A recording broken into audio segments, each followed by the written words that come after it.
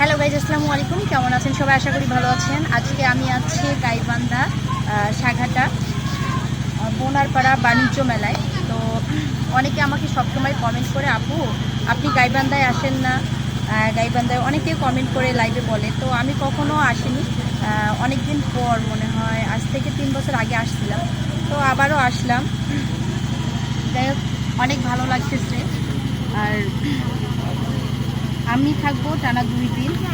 আমার সঙ্গে আছে সংগ্রাম ভাইয়া, যারা আপু। আর এখানে এত সুন্দর করে মানে সাজাইয়েছে, যেটা বলার মতো না। ভালো লাগতেছে। একটু পাশের লোকেশনগুলো একটু দেখাও।